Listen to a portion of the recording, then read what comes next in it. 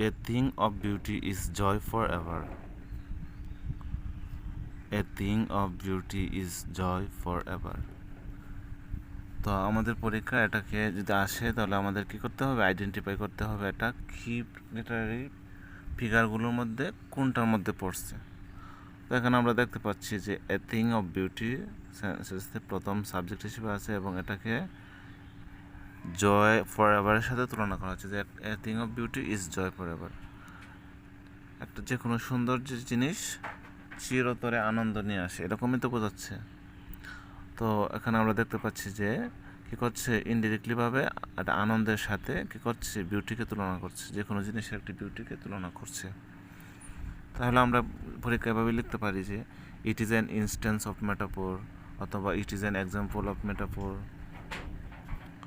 ও instance মানে কি, সেন্টেন্সটি এখানে প্রথমে ইনস্ট্যান্স দেওয়া আছে। তো ইনস্ট্যান্স মানে হচ্ছে নজির, মানে এটা একটি মেটাফোরের দৃষ্টান্ত বা নজির। Here a thing of beauty is indirectly compared to love. এখানে বলা হচ্ছে যে এখানে যে কোনো জিনিসের সৌন্দর্যকে ইনডিরেক্টলিভাবে কী করা হচ্ছে, লাভের সঙ্গে তুলনা করা হচ্ছে। The function of this metaphor, তারপর আমাদেরকে মেটাফোর, এই সেন্টেন্সটিতে মেটাফোরটা কী জন্য কী অর্থে ব্যবহৃত হচ্ছে এটা একটু বুঝিয়ে দিতে হবে এক লাইন বা দুই লাইনের মাধ্যমে। তো এটাই আমাদের এখানে দেখানো হয়েছে যে the function of this metaphor is to excite the fancy. Excite মানে কি, জাগানো।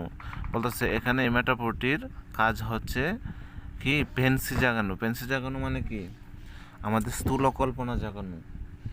আচ্ছা, অ্যান্ড হেল্প আস, এবং আমাদেরকে সাহায্য করা, টু ইমাজিন, কল্পনা করতে, the nature of A thing of beauty, মানে যে কোনো একটা জিনিসের সৌন্দর্যের প্রকৃতি কীরকম সেটা, বা সৌন্দর্যের ধরনটা কীরকম সেটা কল্পনা করতে এই লাইনটি মানে কী করা হচ্ছে, কবি ইউজ করছেন যে a thing of beauty is joy for ever, যে কোনো জিনিসের একটা সৌন্দর্য আমাদের সারা জীবনের আনন্দ।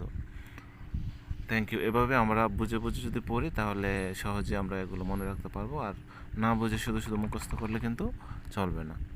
ধন্যবাদ।